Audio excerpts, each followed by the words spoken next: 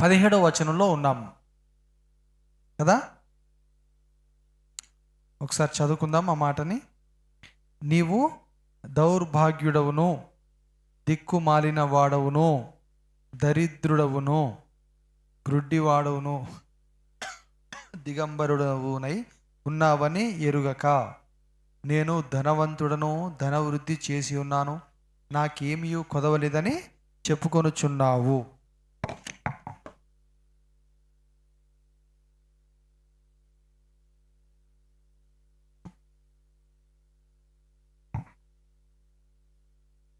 అయితే దౌర్భాగ్యుడవు, దిక్కుమాలిన వాడవు, దరిద్రుడవు, దిగంబరుడవు, ఈ 4 మాటల గురించి వాటి యొక్క అర్థం ఏంటో, భావం ఏంటో మనము గత వారంలో నేర్చుకొని ఉన్నాము.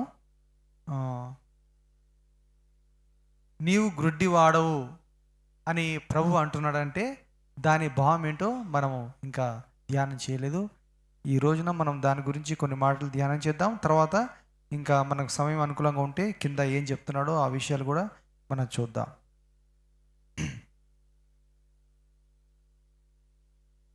అలాగూ చెప్పి ప్రభు ఏమన్నాడు అని నీవు ఎరుగక, అంటే నీ స్థితి నీకు తెలియడం లేదు. నువ్వు ఇలాంటి స్థితిలో ఉన్నావు కానీ లేననుకుంటున్నావు. నేను బాగానే ఉన్నానని నువ్వు అనుకుంటున్నావు కానీ అలాగే లేవు. మనకు తెలుసు ఒక మాట, బైబిల్లో ప్రభు దృష్టికి సమస్తమును ఎలా కనబడుచున్నది? తేటగా కనబడుచున్నది.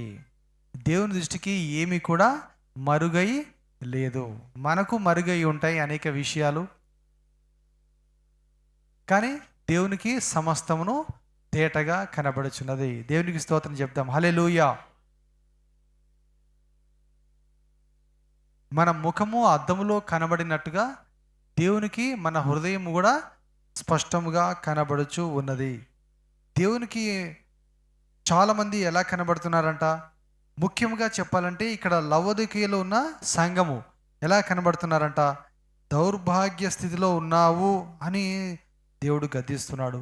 దిక్కుమాలిన స్థితిలో ఉన్నావు, దరిద్రపు స్థితిలో ఉన్నావు, దిగంబరపు స్థితిలో ఉన్నావు అని ప్రభు గద్దిస్తున్నాడు. గ్రుడ్డివాడుగా ఉన్నావు నీవు అని గద్దిస్తున్నాడు. అందరూ కాకపోయినా కొంతమంది ఇలా ఉన్నారు అని అంటున్నాడు. అయితే మనము ఇంతకుముందు పై భాగంలో 6 సంఘాల గురించి చూసినప్పుడు కొన్నిసార్లు కొన్ని విషయాల్లో కొంతమందిని మెచ్చుకుంటాడు. మీలో కొందరు బాగున్నారు, మీలో కొందరు ఈ విషయంలో బాగున్నారని చెప్పాడు. కానీ ఇక్కడ లవోదికీయ సంఘంలో మనం చూసినప్పుడు మీలో కొందరు దౌర్భాగ్యులు, మీలో కొందరు గుడ్డివారు అని చెప్పడం లేదు. జనరల్గా మొత్తము లవోదికీయ సంఘాన్ని అంతటినీ ఉద్దేశించి నీవు దౌర్భాగ్యుడవు, దిక్కుమాలినవాడు, మొత్తం అందరినీ మొత్తం ఏం చేసేస్తున్నాడు? తిట్టి పడేస్తున్నాడు, ఊడ్చి పడేస్తున్నాడు. పైన మనం ఇంతకుముందు ధ్యానం చేసిన మాట కూడా, నీవు చల్లగా అయినా లేవు, వెచ్చగా అయినా లేవు, నిలువెచ్చగా ఉన్నావని. ఈ మాట కూడా మీలో కొందరు ఇలా ఉన్నారని అనడం లేదు, మీలో కొందరు బాగున్నారు అనడం లేదు, మీలో కొందరు మాత్రమే నిలువెచ్చగా ఉన్నారు అనడం లేదు.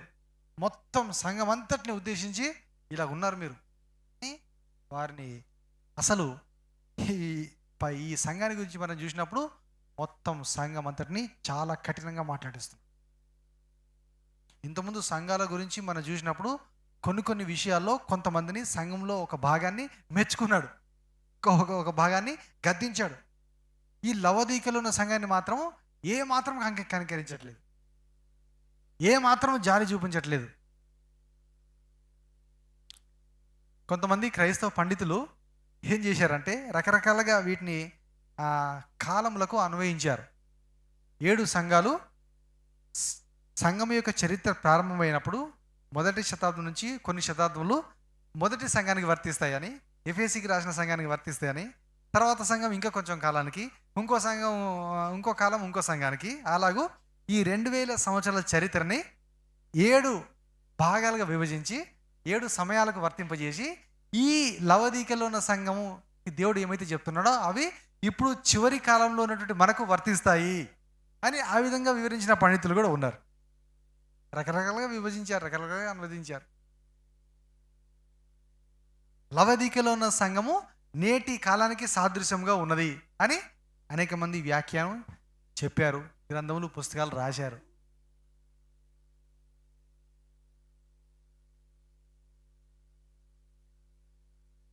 కానీ దీని యొక్క సారాంశాన్ని మనం బాగా గమనించినట్లయితే, గ్రహించినట్లయితే, ఎఫెసుకు రాసిన మాటలు కేవలం ఆ మొదటి శతాబ్దం నుంచి 2-3 వందల సంవత్సరాలు మాత్రమే పరిమితం కాదు. ఈ లవదీకీయ సంఘానికి రాసిన ఈ మాటలు కేవలం ఇప్పటికి మాత్రమే సంబంధించినవని కాదు. అన్ని కాలములలో ఈ 7 సంఘాలకు రాసిన విషయాలు అన్ని సమయములలో, అన్ని కాలంలో అలాంటి పరిస్థితుల్లో ఉన్నవారు ఉన్నారు. ఇప్పుడే ఉన్నారు, అప్పుడు లేరని కాదు. అప్పుడు ఉన్నారు, ఇప్పుడు లేరని కాదు. ప్రతి యుగంలోనూ, ప్రతి కాలంలోనూ, ప్రతి తలంలోనూ ఈ 7 సంఘాలకు రాయబడిన విషయాల్లో మెచ్చుదగిన వారు, తృణీకరింపబడిన వారు, దేవుని దగ్గర హెచ్చరిక పొందిన వారు ఉన్నారు. అలాగ వ్యాఖ్యానం చెప్తేనే అది సంపూర్ణంగా కరెక్ట్ అవుతుంది. దేవునికి స్తోత్రం చేద్దాం. హల్లెలూయా. గుడ్డివాడు అనే దానికి సంబంధించిన మాటలు మనం చూద్దాము, ముందుకెళ్దాము. చిన్న ప్రార్థన చేద్దాం. మరొకసారి తలలు వంచి. పరిశుద్ధుడా నాయనా, మీకు వందనాలు, స్తోత్రాలు. మీ సన్నిధిలో ప్రభువా మమ్మల్ని సమకూర్చావు. కొంతమంది బలహీనలు ఉండగా వారిని ముట్టావు, స్వస్థపరిచావు. మీకు వందనాలు చెల్లిస్తున్నా. కొంతమంది అనారోగ్యంతో ఉండి రాలేని స్థితిలో కూడా ఉన్నారు. వారిని కనికరించండి. త్వరలో కోలుకొని మీ సన్నిధికి వచ్చేటకు చేయండి నాయన, సహాయం చేయండి. నేను అల్పుడను, దీనుడను, దరిద్రుడను, అయోగ్యుడను. నన్ను కనికరించి ప్రభువా మీ సన్నిధిలో నిలిచే భాగ్యం ఇచ్చావు. మీ మాటలు పలకడానికి కృపను ఇచ్చావు. ఏ యోగ్యత లేనివాడను ప్రభువా. మీరే మాట్లాడండి, నేను కాదు ప్రభువా. నన్ను తగ్గించండి, మీ నామాన్ని హెచ్చించుకోండి. మీ స్వరమే మేము వినాలి నాయన. మీ మహిమనే ప్రభువా మేము చూడాలి. సంఘం అంతటిని నిలబెట్టండి, లేవనెత్తండి, హృదయాలు తెరవండి, మనోనేతలు తెరవండి. అందరితో మాట్లాడి మీరే బలపరచండి, అద్భుత కార్యం జరిగించండి. క్షమాభివృద్ధి ప్రభువా అందరికీ దయచేయండి. సమాధానంతో అందరిని నింపండి. వాక్యాన్ని అందరి హృదయాల్లో ఫలింపజేసి దీవించమని, మహిమ పొందమని యేసు పరిశుద్ధ నామమున ప్రార్థిస్తున్నాను తండ్రి, ఆమేన్.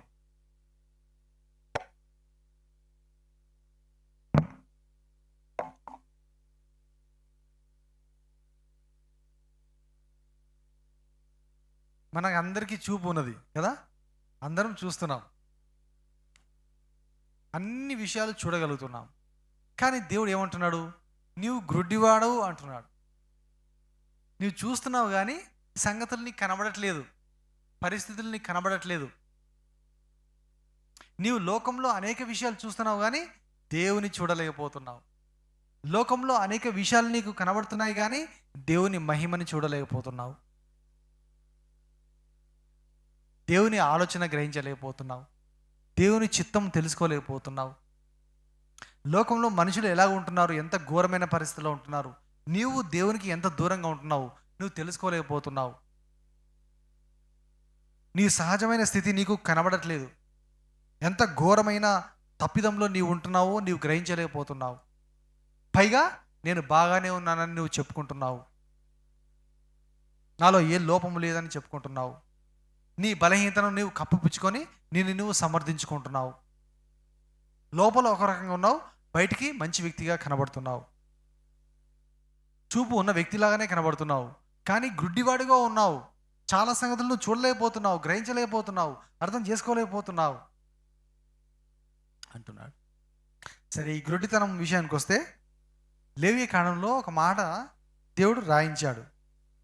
గుడ్డితనము ఒక కలంకము అన్నాడు. ఏమిటి? గ్రుడ్డితనము ఒక కలంకము, వారు దేవుని సన్నిధిని సమీపించకూడదు అన్నాడు. ఒకసారి చదువుదాము.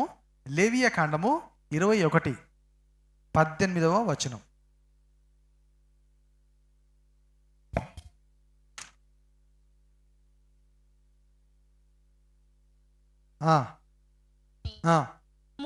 ముక్కిడివాడే గాని, విపరీతమైన అవయము గలవాడే గాని, కాలైనను చేయైనను విరిగిన వాడే గాని గాని, కూనివాడే గాని, గుజ్జువాడే గాని, కంటిలో పువ్వు గలవాడే గాని, గజ్జ గలవాడే గాని, చిరుగుడు గలవాడే గాని, వృషణములు నలిగిన వాడే గాని సమీపింపకూడదు.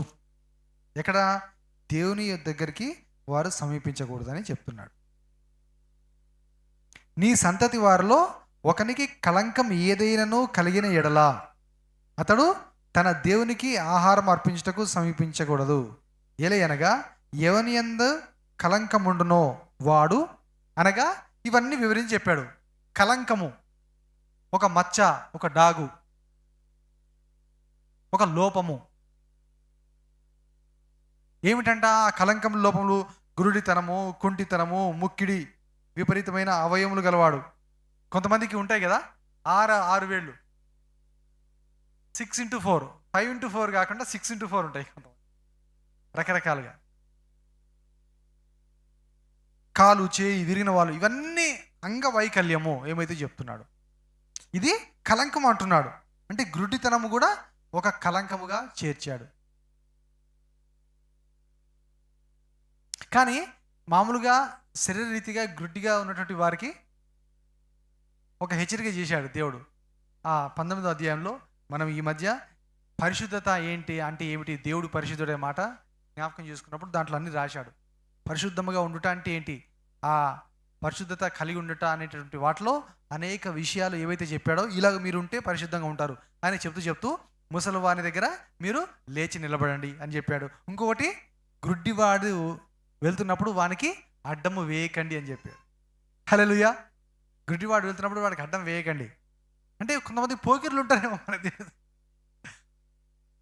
ఎలీషా బోడివాడు, బోడి తల కలిగినవాడు. కొంతమంది బాలురు ఏం చేశారంట, పోకిరి యవనస్తులు ఏం చేశారు, బోడివాడా అని ఎక్కిరిస్తూ పోయారు. ఎలీషా ఏం చేశాడు, వారిని శపించాడు. ఏం జరిగింది, 2 ఎలుగుబంట్లు వచ్చేసి, ఎంతమంది వాళ్ళు, 42 మంది, 42 మంది యవనస్తులను, బాలులను చీల్చి పడేసినాయట ఎలుగుబంట్లు. అది ఎంతవరకు నిజమో మనకు తెలియదు. కానీ నేను ఎప్పుడు మనకు ఒక 3-4 మంత్స్ బ్యాక్ టీవీలో ఫారెస్ట్ ఆఫీసర్స్ ఉంటారు కదా, ఫారెస్ట్ ఆఫీసర్, ఒక లేడీ ఫారెస్ట్ ఆఫీసర్ చెప్తున్నది, ఒక ఏదో సంఘటన జరిగితే ఎలుగుబంటి అంట పులి కంటే డేంజర్ అంట. ఆమె చెప్తుంది ఎలుగుబంట్లు పులుల కంటే డేంజర్ అని.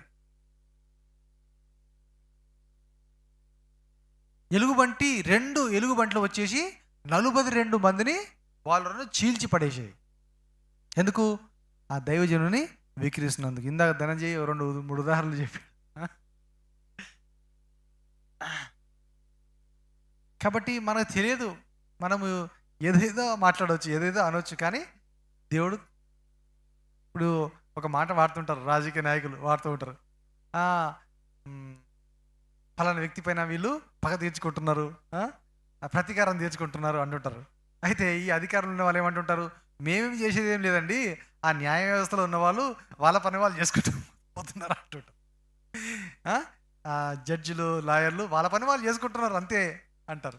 అలాగూ మన పని ఏదో మనం చేస్తూ పోతుంటే మన పనికి తగినట్టుగా దేవుడు తన పని తాను చేసుకుంటూ పోతానే ఉంటాడు. హల్లెలూయా. దేవుడు న్యాయవంతుడు అయి ఉన్నాడు. దేవుడు చూస్తూ ఊరుకునేది దేవుడు కాదు. కానీ మనకేం చెప్పాడు దేవుడు? రాత్రి ఏం చదువుకున్నాం మనం? రాత్రి ఏం చదువుకున్నాం? నీ పొరుగువాన్ని ప్రేమించు, నీ శత్రువుని ప్రేమించు, వాని కోసం ప్రార్థన చేయి, వారిని క్షమించు, వారికి ఉపకారం చేయి, మేలు చేయి, కీడు చేయి కానీ మనకందరికీ చెప్తున్నాడు ప్రభు. మనకు అలా చేయమంటున్నాడు. కానీ దేవుడు ఆయన ప్రతీకారం చేసే పని ఆయన చేసుకుంటాడు.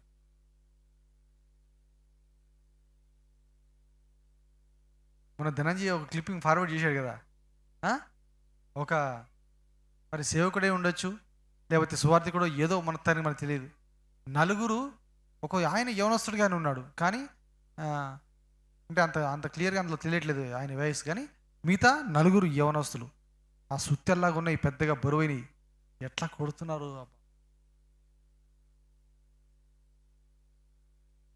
అది చూస్తూనే నా నీళ్ళు ఆగట్లేదు. ఇంకా వర్క్ చేసుకుంటున్నా 7 శాఖలు. ఏంటి అద్దరి. ఇంకో సిస్టర్, మన సంఘస్థులు కాదు, ఇంకో వేరే సంఘస్థులు ఫోన్ చేసి ఏంటిది, ఎక్కడ జరిగింది, ఏంటి, ఎవరు పెట్టారు అని అడుగుతుంది.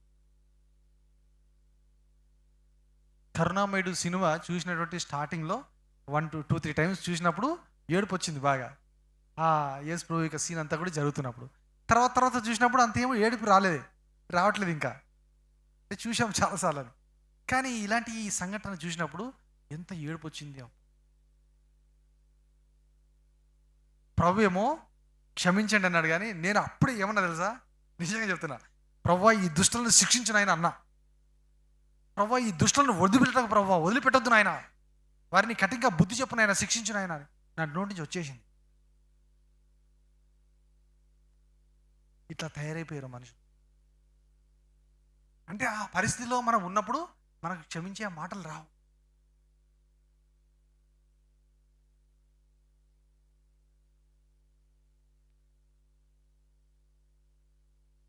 ఓకే, గురుడితనము గుడ్డి వారికి అడ్డు వేయకూడదు అనే మాట దగ్గర మనం ఉన్నాం.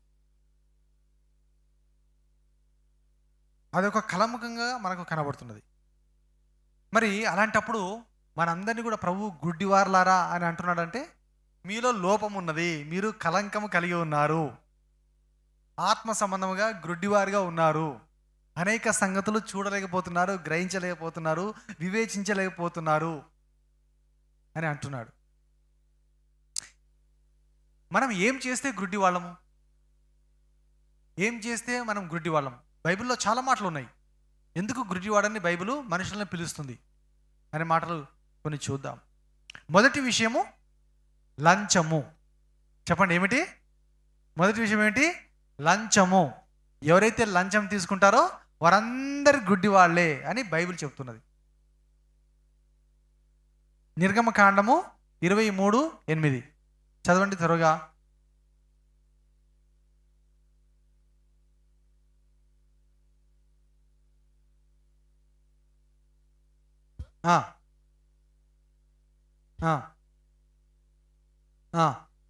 మాటలకు అపార్థము చేయించును. చాలు. లంచము తీసుకొనకూడదు. లంచము దృష్టి గలవానికి గుడ్డితనము కలగజేయును. అంటే ఏమవుతుంది? కళ్ళు పోతాయా? ఉన్న కళ్ళు పోతాయా? అప్పటికప్పుడే లంచం తీసుకున్న వెంటనే చూపు పోతుందా పూర్తిగా? పోదు, చూస్తూనే ఉంటాడు. కానీ అతడు నీతి విషయంలో, యథార్థత విషయంలో, మంచితనం విషయంలో చచ్చినవాడు అయిపోతాడు. అది దాని భావం. ఇక మీదట వాడికి మంచి ఏదో చెడు ఏదో వివేచించే జ్ఞానము ఉండదు. అంటే చెడు చేస్తున్నా కూడా, తప్పు పని చేస్తున్నా కూడా మనస్సాక్షి గద్దింపు వాడికి ఉండదు. మనస్సాక్షి గద్దించదు. మనస్సాక్షి చచ్చిపోతుంది. నిర్మలమైన మనస్సాక్షి చచ్చిపోతుంది. కీడుకు అలవాటు పడిన వారు, తప్పుడు పనులకు అలవాటు పడిన వారు, అలవాటు అయిపోయిన తర్వాత ఏదైనా ఏమవుతుంది? పశ్చాత్తాపము అనిపించదు. నేను చెడు చేస్తున్నాను అనిపించదు.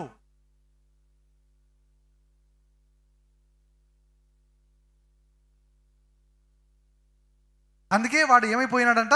గుడ్డివాడు అయిపోయాడు. పేపర్లో చూసినప్పుడు అలాంటి వార్త రాని రోజు ఉండదు, లేని రోజు ఉండదు. ఫలానా అధికారి లంచం తీసుకున్నాడు, లంచం పుచ్చుకున్నాడు.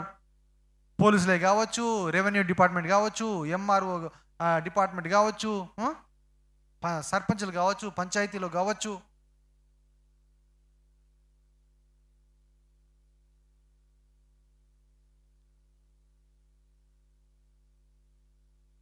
ఈ లంచము అనేది దేశమును నాశనము చేస్తుంది. ఇతర దేశాల్లో ఎలాగుందో మనకు తెలియదు, అనేక కంట్రీస్లో ఎలాగుందో మనకు తెలియదు. కానీ మన దేశంలో మాత్రం ఇది ఒక భయంకరమైన పాపం. ఈ లంచము అనేది మనుషుల్ని, నాయకుల్ని గుడ్డివారినిగా చేసి, నాకు చాలాసార్లు అనిపిస్తుంటుంది. ఎప్పుడైతే మరి మనం వార్తలు వింటుంటామో, అయ్యో దేశంకి ఇంత డబ్బు కావాలి, అంత డబ్బు కావాలి, అభివృద్ధి పరచాలంటే, ఇన్ని ప్రాజెక్టులు చేయాలంటే, ఒక్కొక్క ప్రాజెక్టుకి లక్షలు, కోట్లు కావాలి, రోడ్లు వేయాలి, మెట్రో రైళ్లు తేవాలి, అందరికీ నీళ్లు సరఫరా చేయాలి, ఎంత అవసరం ఉంది అని చెప్తూ ఉంటారు. ఒకవైపు కోటీశ్వర్లే మన దగ్గర చాలామంది ఉన్నారు. ఒకప్పట్లాగా లేదు మన దేశం. కొంతమంది అంబానీ లాంటి వారు, అదానీ లాంటి వారు, బహుగా డబ్బు సంపాదించిన వారు ఉన్నారు. నాకు అనిపిస్తుంది ఈ కోటీశ్వరులైన వారు అందరూ దానం చేస్తే, యథార్థంగా వాళ్ళకున్నది ఇస్తే, దేశంలో అసలు బీదవాడే ఉండడు. హల్లెలూయా. బీదవాడు ఉండడు. మన మోడీనే గవర్నమెంట్లోకి అధికారంలోకి వచ్చినప్పుడు స్విస్ బ్యాంక్లో కొంతమంది దాచిపెట్టుకున్న డబ్బులు పంచి పెడితే దేశంలో ప్రతి వ్యక్తికి 15 లక్షలు అన్నాడు. వేల లక్షలు ఒక్కొక్క వ్యక్తికి 15 లక్షలు అందుతాయి. అలాగే కొంతమంది అక్రమంగా ఆ బ్లాక్ మనీ ఏదైతుందో వారు సంపాదించుకొని గవర్నమెంట్ పట్టుకుంటుందనో, లేకపోతే ట్యాక్స్ కట్టట్లేదనో, లేకపోతే ఎవరికి దొరకద్దనో తీసుకొని పోయి వేరే దగ్గర స్విట్జర్లాండ్లో స్విస్ బ్యాంక్లో ప్రపంచంలో సంపన్నులందరూ అక్కడ డబ్బులు దాచుకున్నారు. అది తీసుకొని పంచితే అందరూ లక్షాధికారులు అయిపోతారు. ఇంకా పేదవాడు ఉండడు. అందరూ మంచి చదువులు చదువుకోవచ్చు. గవర్నమెంట్ ప్రజలందరికీ ఉచిత వైద్యం చేయవచ్చు. ఇలాంటి అవసరాలు అన్నీ ఉన్నాయి. అన్నీ తీరవచ్చు. ఏ వ్యక్తి దరిద్రపు స్థితిలో లేకుండా హాయిగా బ్రతకవచ్చు. ఎప్పుడు? లంచము అనేది లేకపోతే. లంచం తీసుకొని మనుషుల దగ్గర ఎలా తీసుకుంటున్నారు లంచములు? ఇప్పుడు ఎలక్షన్స్ వస్తున్నాయి కదా, ఎలక్షన్స్ అయితే ఏం చేస్తున్నారంట నాయకులు? ఒక పార్టీ నాయకుడు ఏం చేస్తున్నాడు? ఎమ్మెల్యే సీట్ ఇవ్వడానికి, ఎంపీ సీట్ ఇవ్వడానికి, వారికి టికెట్ ఇవ్వడానికి వారి దగ్గర కోట్లు తీసుకుంటున్నారు.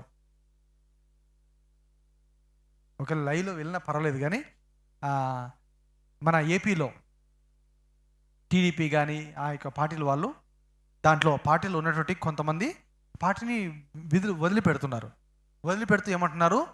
మా నాయకుడు మా దగ్గర డబ్బులు తక్కువ ఉన్నాయని మేము ఎక్కువ డబ్బులు ఇవ్వట్లేదని, ఎవరైతే ఎక్కువ డబ్బులు ఆయనకి ఇస్తున్నారో వాళ్ళకు టికెట్లు ఇస్తున్నాడు అని. అంటే ఇదేమిటి? టికెట్ ఇవ్వడానికి వారి దగ్గర లక్షలు కోట్లు తీసుకోవడం, డబ్బులు తీసుకోవడం.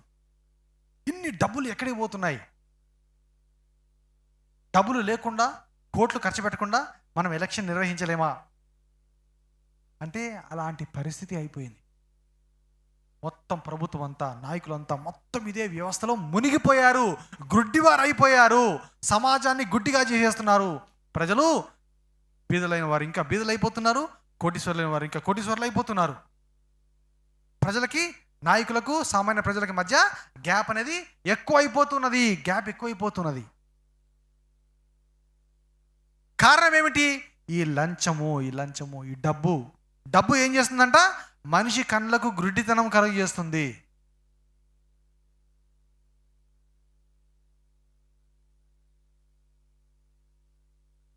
లంచము తీసుకొనకూడదు.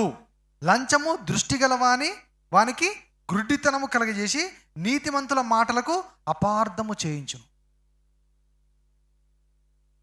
నీతిమంతుని మాట కూడా లెక్కలు రాదు, అప్పుడు మంచిగా కనబడదు, సత్యంగా కనబడదు. రెండవ మాట ఏమిటి? 2 కొరింథీ 4:4.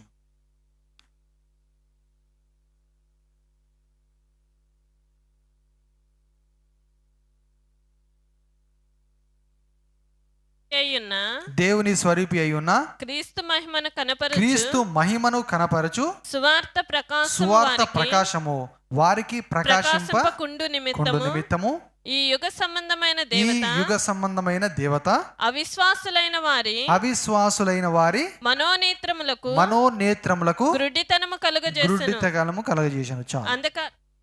చాలు. రెండవ గుడ్డితనం ఏమిటి? సాతాను ఈ యుగ సంబంధమైన దేవత. వాడు మనుషులందరికీ, చాలా మందికి ఏం గుడ్డితనం కలగజేశాడు? ఏ నేత్రాలకు గుడ్డితనం కలగజేశాడు? ఈ నేత్రాలు కాదు అవి. ఇప్పుడు మనం చూసే ఈ నేత్రాలు కాదు. ఇప్పుడు మనం చెప్పుకుంటున్న గుడ్డితనం కూడా ఈ శరీర సంబంధమైన గుడ్డితనం కాదు. అక్కడ ఒక పదం ఉపయోగించాడు కదా, ఏంటి చెప్పండి? మనోనేత్రములు.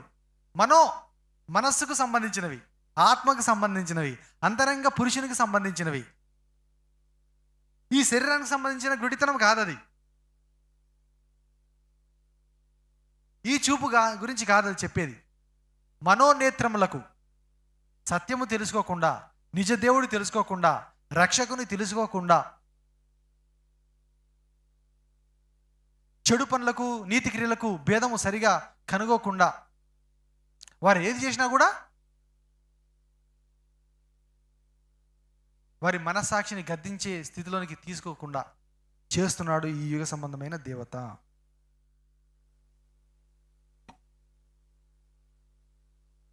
విగ్రహంలోకి మొక్కుతున్నారు, కానీ ఇది విగ్రహమే కదా, దీంట్లో జీవం లేదు కదా అని గ్రహింపు లేకుండా ఉన్నారు.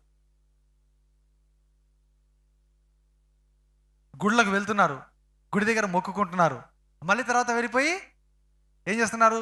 తాగుతున్నారు, అబద్ధములు ఆడుతున్నారు, మోసము చేస్తున్నారు, లంచము తీసుకుంటున్నారు, చెడ్డ మాటలు ఆడుతున్నారు, అబద్ధములు ఆడుతున్నారు, వ్యభిచారము చేస్తున్నారు, దొంగతనము చేస్తున్నారు.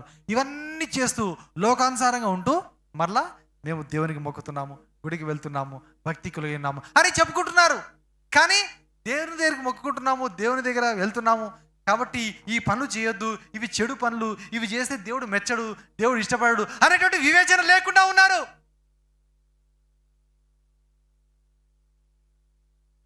గుడితనం కాదా అది? గుడితనం కాదా? వెళ్తున్నప్పుడు చాలామంది కనబడుతూ ఉంటారు, మన పక్క నుంచి మనం దాటుకొని పోతూ ఉంటారు. వెళ్తూ ఉండగా సడన్గా ఏదైనా గుడి రాగానే ఇక్కడ ఆగుతారు, ఇట్లా అనుకుంటారు, ఏదో మొక్కుకుంటారు, వెళ్ళిపోతూనే ఉంటారు. వాడు పోయి చేస్తూనే ఉంటాడు. వాడు పోయేది దొంగతనం చేయడానికి పోతుంటాడు, అబద్ధం ఆడడానికి పోతూ ఉంటాడు, లంచం తీసుకోవడానికి పోతూ ఉంటాడు, కానీ ఇక్కడ పోయి మొక్కుకుంటాడు. వారికి మనకి ఏమైనా భేదం ఉన్నదా? ఉండాలా ఉండకూడదా? ఉండాలి. వారిలో నుండి మనం ప్రత్యేకించబడిన వారము. హల్లెలూయా. ప్రత్యేకమైన వారము యేసయ్యకు. తొందరగా పాట తీసియండి నాకు. ప్రత్యేకమైన వారము, ప్రత్యేకమైన వారము యేసయ్యకు, ప్రత్యేకమైన వారము.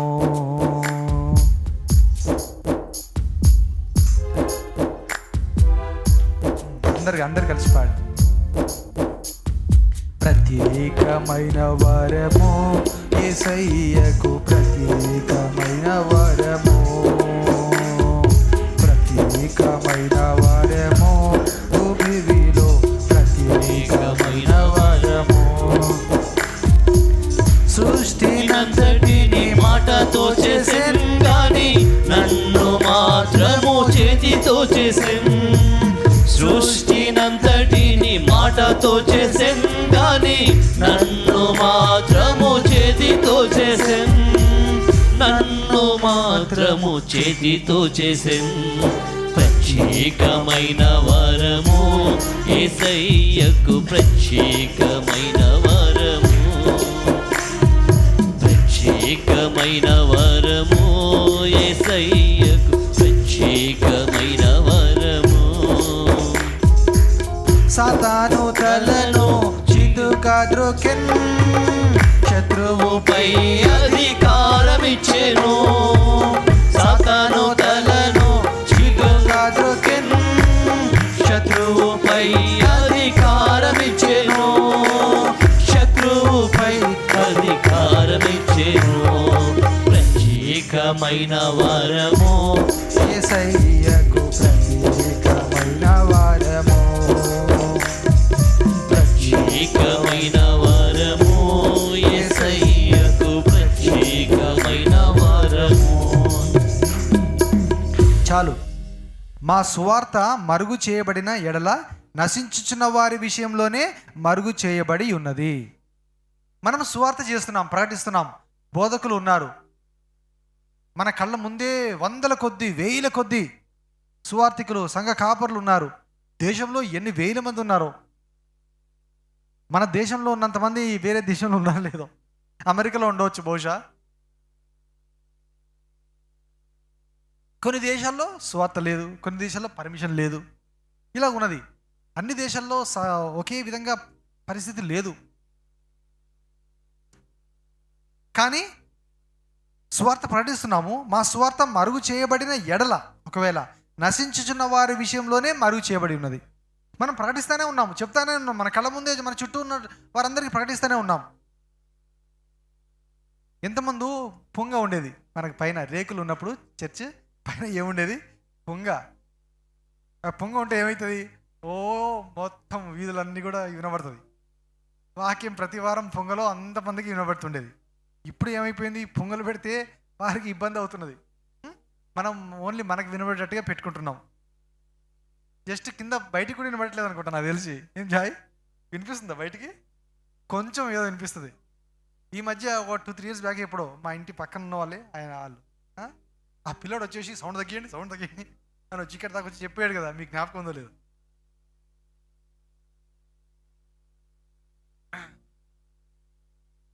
ఒకవేళ మరుగు చేయబడి ఉంటే నశించుచున్న వారి విషయంలోనే మరుగు చేయబడి ఉన్నది.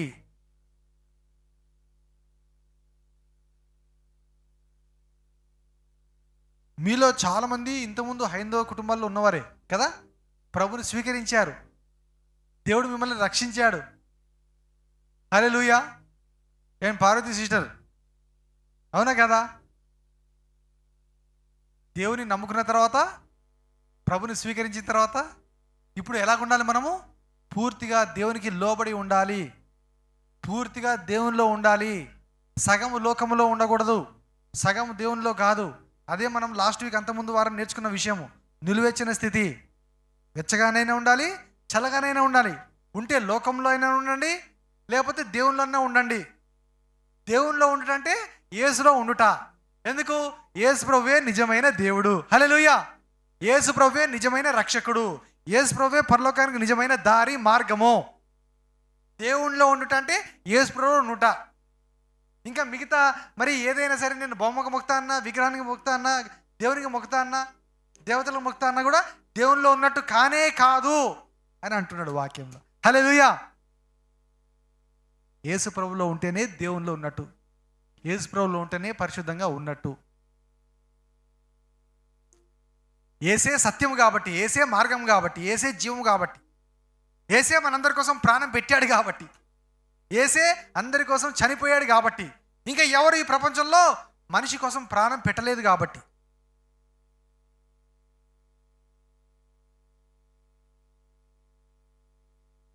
ఈ దుష్టుడు మనుషులు రక్షణ పొందకుండా, ప్రభు దగ్గరికి రాకుండా చాలామందికి ఏం చేశాడు?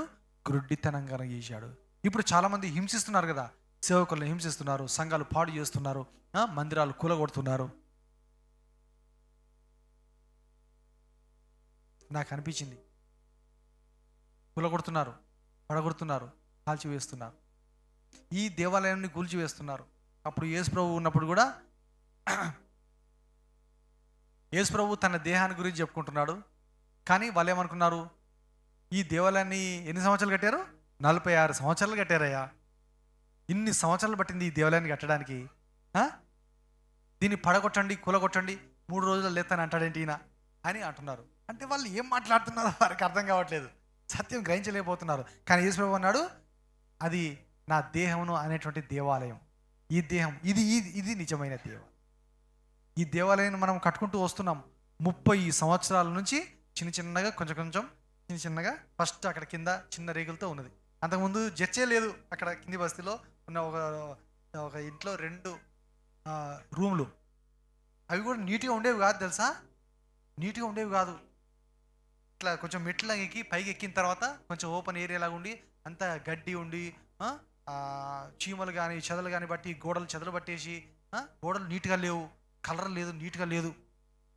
ఆ పాత రూమ్లలో ఆరాధన జరిగించిన వాళ్ళు, అప్పుడు నేను 9th క్లాస్ చదువుతున్నా, అప్పుడప్పుడు ఒక్కొక్కసారి రెగ్యులర్గా అక్కడ గాస్పెల్ చర్చికి వెళ్తున్నాం కదా, ఒక్కొక్కసారి డాడీ నన్ను పట్టుకొని వెంట పెట్టుకొని ఇక్కడ తీసుకొని వచ్చేవాడు. నేను చూశాను, కొన్ని వారంలో వచ్చాను అక్కడికి. అప్పుడే 9th క్లాస్ ఉన్నప్పుడే ఒక ఆయన సిక్ ఆయన ఎలాగైతే ప్రభుని నమ్ముకున్నాడో సాక్షి చెప్పాడు. సాక్షి చెప్తే అప్పుడు నేను ఆల్రెడీ ట్రాన్స్లేషన్ చేశాను అక్కడ ఉన్న సంఘానికి. అందరికీ అర్థం కాదు కాబట్టి ఇంగ్లీష్, హిందీ. అక్కడ నుంచి మనం ఇక్కడికి వచ్చి కొంచెం ఎన్ని సంవత్సరాలు కష్టపడ్డాం.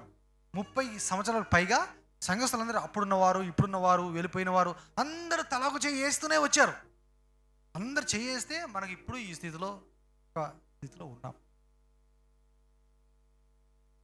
కానీ ఇప్పుడు రేపు పొద్దున ఎవడన్నా వచ్చి కూలగొట్టచ్చు, ఏం చేసినా మనకు తెలియదు. కానీ నిజమైన దేవాలయం ఇది. హల్లెలూయా. ఇది నిజమైన దేవాలయం. ఈ దేవాలయాన్ని ఎవడు పడగొట్టలేడు. దేవునికి స్తోత్రం. హల్లెలూయా. ఈ దేహాన్ని ఎవడు నాశనం చేస్తాడు? మనల్ని చంపుతాడేమో, కానీ ఆత్మ ఉన్నది. ఆ ఆత్మ దేవుని దగ్గరికి వెళ్ళిపోతుంది.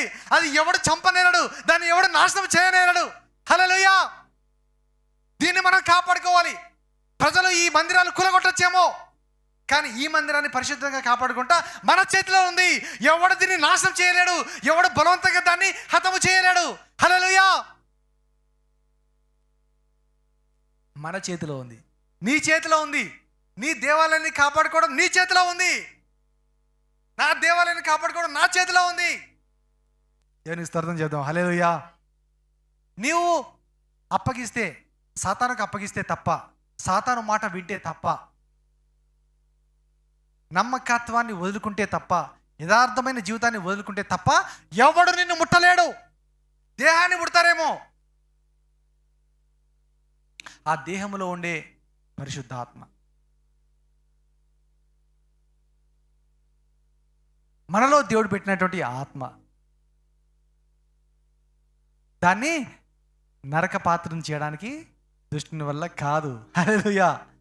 ఈ మనుషులు వారు చేస్తున్నారు, కానీ వారు తాత్కాలికమైన పని చేస్తున్నారు, పర్మనెంట్ పని వాళ్ళు చేయట్లేదు.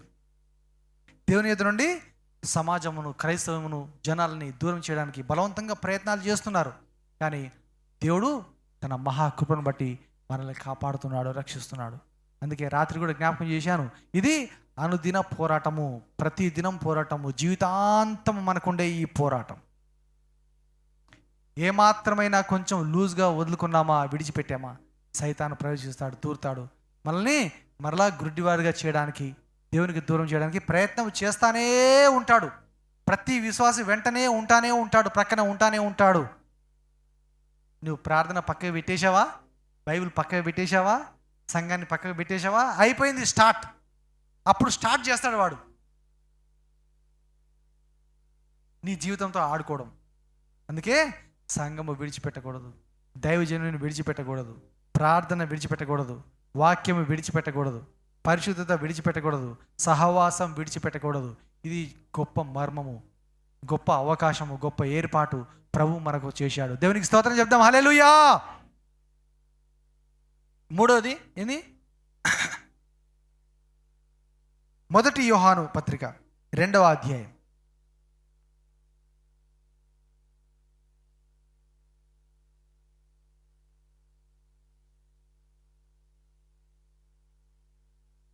పదకొండవ వచనం. 1 యోహాను పత్రిక 2:11.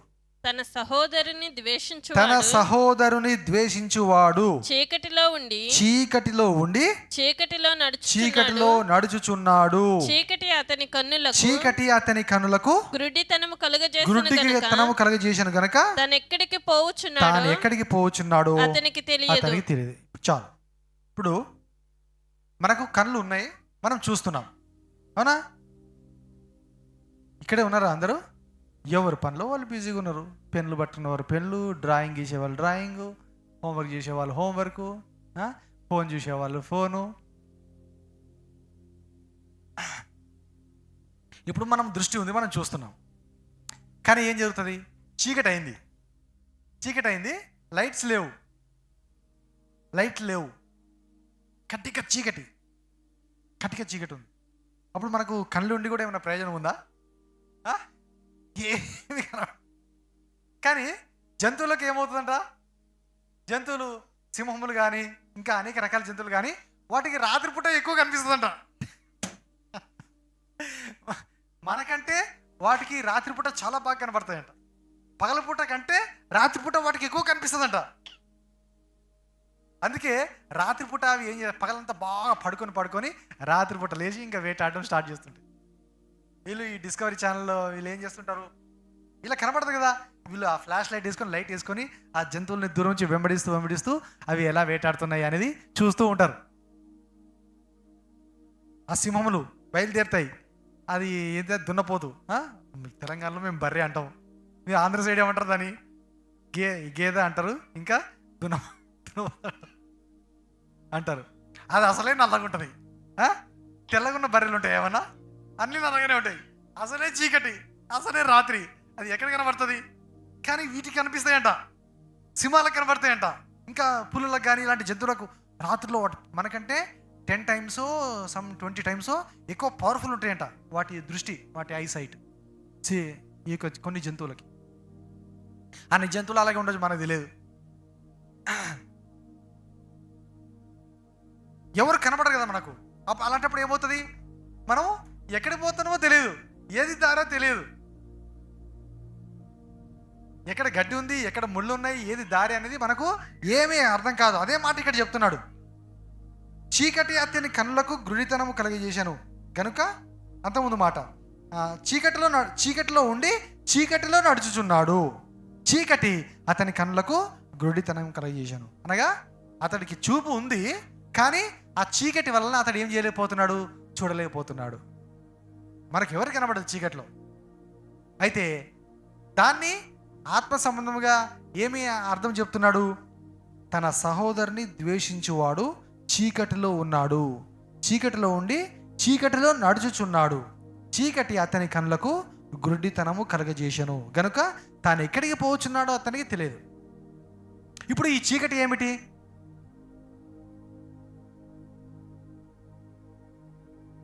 మొదటి యోహాను 2:11 ఉన్న చీకటి ఏమిటి చెప్పండి? ద్వేషము. ఏమిటది? ఏమిటి? ద్వేషము. తన సహోదరుని ద్వేషించుట, దాన్ని ఏమంటున్నాడు? అది చీకటి. చీకటి. యేసుప్రభు ఏమన్నాడు? మీలోనున్న వెలుగు చీకటి కాకుండా చూచుకొనుడి. హల్లెలూయా. మనకు ఆప్షన్ లేదు, ఆప్షన్ లేదు మనకి. క్రైస్తవులుగా మారిన తర్వాత, దేవుని బిడ్డలంగా మారిన తర్వాత మనకు దేవుడు ఆప్షన్ పెట్టలేదు. ఒకరిని ద్వేషించవచ్చు, ఒకరిని ప్రేమించవచ్చు అని ఆప్షన్ పెట్టలేదు దేవుడు. కొందరిని కొట్టొచ్చు, కొందరిని కొట్టొచ్చు అని ఆప్షన్ పెట్టలేదు దేవుడు. నీ శత్రువుని ద్వేషించవచ్చు అని దేవుడు ఆప్షన్ పెట్టలేదు మనకి. కానీ ప్రేమించమంటున్నాడు, క్షమించమంటున్నాడు, ప్రార్థన చేయమంటున్నాడు. నీ సహోదరుని నువ్వు ద్వేషించినట్లయితే నువ్వు ఇంకా చీకట్లోనే ఉన్నావు. పేరుకు మాత్రమే నీకు కనుదృష్టి ఉంది, కానీ ఆత్మ సంబంధంగా నువ్వు గ్రుడ్డివాడు అయిపోయావు. పరిస్థితులు గమనించలేకపోతున్నావు, గ్రహించలేకపోతున్నావు.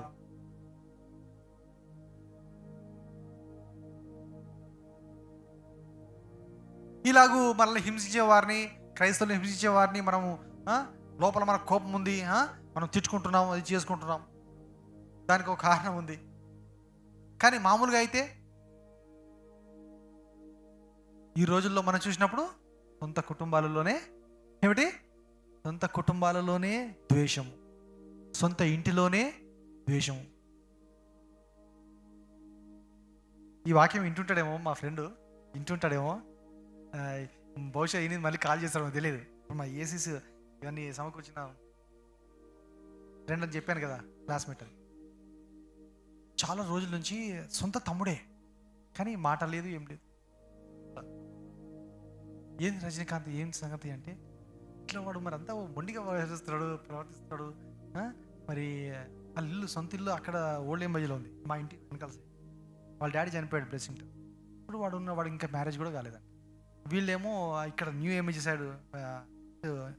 సైడ్ ఇంకో ఎంఐ హెచ్ఈజీనో ఎంబైజీ ఉంది, ఇక్కడ మూలకు ఉంటారు. ఏం చేయాలి? వాడు చెప్తే ఈనాడు మేము మరి దూరంగా ఉంటున్నాము, దేవుడే మార్చాలి వాడిని. ఇప్పుడు డాడీ చనిపోయాడు, అమ్మ కూడా చనిపోయింది. ఇప్పుడు పంపకం సంగతి ఎటు కాకుండా ఉన్నది. వీళ్ళేమో రెంట్కి ఉంటున్నారు. వాడు చెప్తే వినడు. ఏదో ముందు కలబడినప్పుడు ఏదో ఏదైనా అవసరం ఉంటే పలకరించుంటాం అంతే, ఇంకంత అంతకుమించి ఏం లేదు. ఒక కుటుంబంలో సొంత సహోదరులు మాట్లాడుకోని పరిస్థితి ఉంటే ఎంత ఘోరం అండి, ఎంత ఘోరం. ఒక ఇంటిలో భార్య భర్తలు ఉండి మాట్లాడుకునే పరిస్థితిలో ఉంటే ఎంత ఘోరం. అన్నదమ్ములు మాట్లాడుకునే పరిస్థితిలో ఉంటే ఎంత ఘోరం.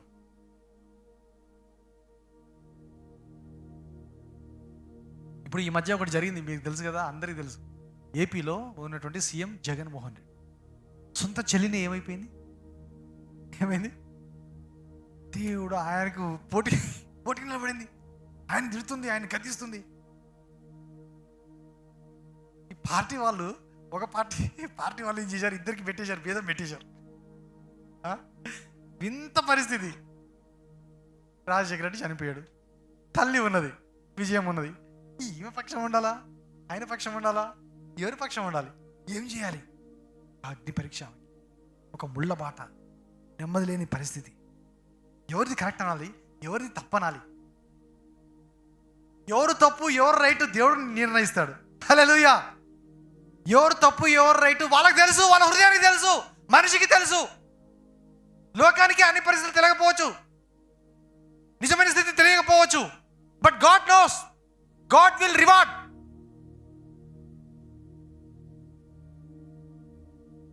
మనిషి నీ మీద నింద మోపవచ్చు, నేరం మోపవచ్చు, నీ మీద చెడ్డగా చెప్పవచ్చు, అబద్ధముగా చెప్పవచ్చు. బట్ నీవు యథార్థవంతుడు అయితే, నీవు యథార్థవంతురాలవైతే, నీలో నీతి ఉంటే దేవుడు నీ పక్షాన ఉన్నాడు. నీవు ఎవరైనా కావచ్చు. దేవునికి స్తోత్రం చేద్దాం. హల్లెలూయా. నీవు నమ్మకమైన వ్యక్తి అయితే భయపడవద్దు, నిందలకు భయపడకు, నేరములకు భయపడకు, నేర స్థాపనకు భయపడకు.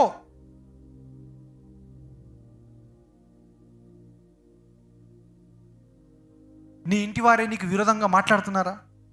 నీ స్నేహితులే నీకు విరోధంగా మాట్లాడుతున్నారా? నీ సహోదరులే నీకు విరోధంగా మాట్లాడుతున్నారా? నీ మట్టుకు నీవు విశ్వాసాన్ని కాపాడుకో. నీ మట్టుకు నీవు ప్రార్థన చేసుకుంటూ ఉండు. నీ మట్టుకు నీవు దేవుని హత్తుకొని ఉండు. నీ మట్టుకు నీవు దేవునితో సహవాసం కలిగి ఉండు. అప్పుడు ఎవరు ఎన్ని చెప్పినా, నీ మీద మీ కుటుంబీకులే చెప్పినా, మీ గురించి నాకు ఎవరైనా చెప్పినా, నేను మీ గురించి ఇంకెవరికి ఏమైనా చెప్పినా భయపడవద్దు. దేవునికి స్తోత్రం చేద్దాం. హల్లెలూయా. భయపడవద్దు. సాతాను ఇలాంటివి చేయిస్తూ ఉంటాడు, మోసగిస్తూ ఉంటాడు, భయపెడుతూ ఉంటాడు. విశ్వాసాన్ని కదిలింపజేయడానికి అనేక కుట్రలు సైతాన్ని పన్నుతూ ఉండవచ్చు. బైబిల్లో జరగలేదా?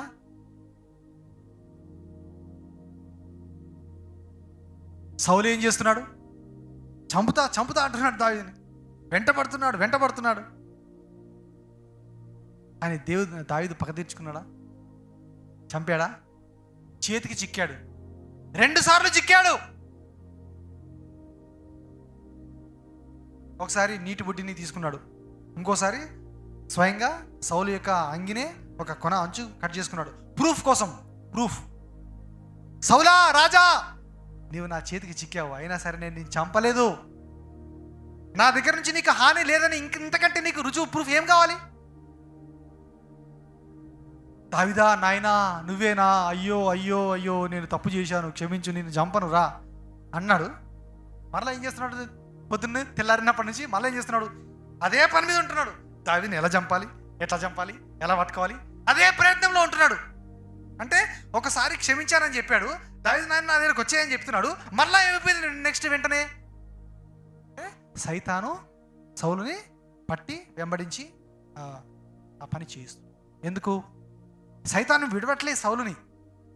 ఎందుకు చెప్పండి? ఎందుకు? సౌలు అనుకుంటున్నాడు, ఏమనుకుంటున్నాడు సౌలు? నన్ను దేవుడు అభిషేకించాడు, నేను దేవుని చేత అభిషేకించబడిన రాజును, దేవుడు ఏర్పాటు చేసుకున్న రాజును.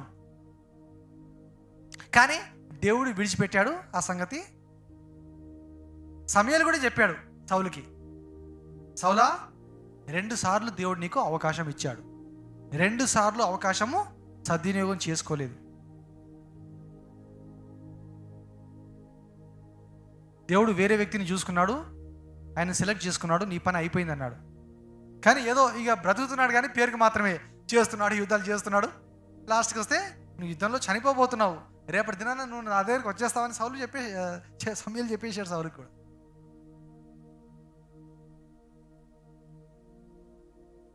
అతడు పాపం చేసినందుచేత, దేవుని మాట విననందుచేత తర్వాత టైంలో మంచిగా ఉండాలనుకుంటున్నాడు సౌలు, మంచి వ్యక్తిగా ఉండాలనుకుంటున్నాడు, దేవుని పక్షంగా యుద్ధాలు చేద్దాం అనుకుంటున్నాడు. ఆయన వల్ల కావడం లేదు. దేవుని ఇష్టానుసారంగా ఉందాం అనుకుంటున్నాడు, ఆయన వల్ల కావట్లేదు. ఎందుకు కావట్లేదు? నేను దేవుడు అభిషేకించిన వ్యక్తినే, దేవుడు నన్ను వాడుకుంటున్నాడు అనుకుంటున్నాడు, కానీ ఆయన వల్ల కావట్లేదు. సైతాను చేతిలో పడిపోయాడు. సాతానుకి దేవుడు అప్పగించేశాడు సౌలుని. ఎందుకు? ఒకసారి కాదు 2 సార్లు నీకు అవకాశం ఇచ్చినా నీ స్వభావాన్ని మార్చుకోలేదు, దేవుని మాటకు లోబడలేదు, దేవుని మాట వినలేదు. నీకు అవకాశం ఇస్తున్నాడు దేవుడు. సౌలుకి 2 అవకాశాలు ఇచ్చాడు. నీకు చాలా అవకాశాలు ఇస్తున్నాడేమో. సహోదరులారా, సహోదరులారా, యవనస్తులారా, పిల్లలారా, ఎన్ని అవకాశాలు నీవు దుర్వినియోగం చేసుకున్నావు. ఎన్ని అవకాశాలు దేవుడికి నీకు ఇచ్చినా, ఎంత సమయం నీకు ఇచ్చినా ఇంకా దేవుని వైపు తిరగట్లేదేమో. నీ అబద్ధములు మాడుకోవడం లేదేమో, నీ దొంగతనమును మానడం లేదేమో, నీ చెడ్డ మాటలు మానడం లేదేమో, నీ పగ ద్వేషము మానడం లేదేమో.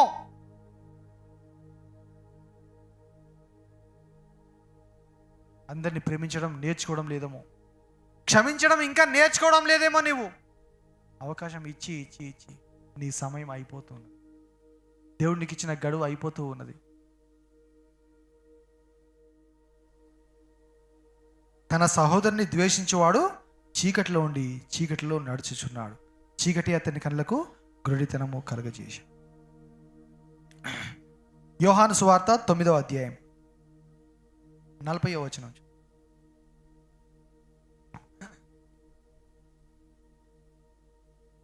ఆయన యొద్దనున్న, ఒక్క నిమిషం ఆగండి, 39 చూడండి. అప్పుడు యేసు చూడని వారు చూడవలెను, చూచువారు గ్రుడ్డివారు కావలెను అను తీర్పు నిమిత్తము నేను ఈ లోకమునకు వచ్చినని చెప్పాను. ఆయన యొద్ద ఉన్న పరిసయ్యులలో కొందరు ఈ మాట విని మేమును గ్రుడ్డివారమా అని అడిగిరి.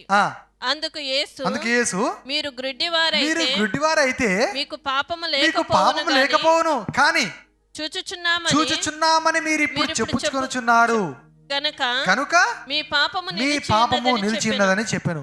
దేవునికి స్తోత్రం చేద్దాం. హల్లెలూయా. ఇదంతా కూడా ఏమిటి తెలుసా?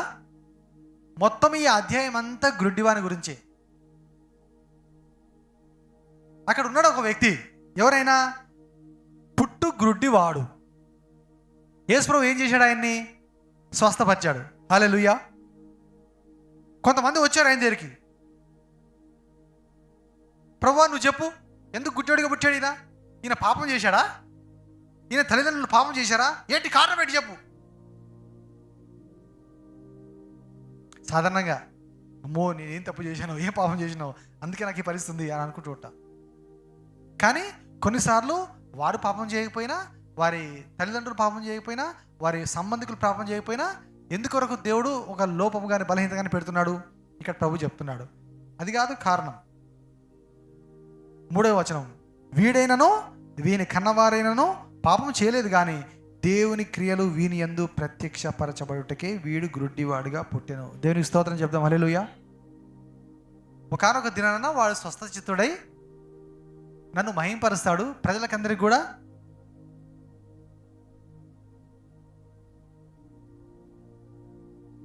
నన్ను గురించిన విషయాలు తెలియపరుస్తాడు, అందుకోసమే నేను అతన్ని నియమించాను అలాగని ప్రభు వారికి తెలియపరుస్తున్నాడు. ఇక ఆ గుడ్డివాడిని చూసి ఆ పరిచయలు కానీ శాస్త్రులు కానీ చాలా మంది అందరూ, మరి నువ్వు చూపు ఎలా వచ్చిందిరా, నువ్వు గుడ్డివాడివి కదరా, రకరకాలుగా హింసించి బాధ పెట్టేసి ఎలా చూస్తున్నావు నువ్వు? ముందేమో వాళ్ళ తల్లిదండ్రుల దగ్గర పోయి మీ కొడుకు గుడ్డివాడిగా పుట్టాడు కదా, ఎట్లా చూపు వచ్చిందంటే వాళ్ళు భయపడి, వాడికి తెలివి ఉంది, వాడు పెద్దోడు, వాడే చెప్తాడు పో, వాడికి చూపు వచ్చింది, వాడిని ఎవరు బాగా చేశారో వాడు చెప్తాడు పో వినండి అంటే, అరే నీకు ఎలా వచ్చిందో చూపు అంటే, యేసుప్రభు నన్ను ముట్టాడు. నమ్ముతున్నావు ఆయనని? నేను నమ్ముతున్నా. ఒప్పుకున్నాడు, సాక్ష్యం చెప్పాడు. ఏమైంది? నేను వెలిగి వేస్తున్నాము.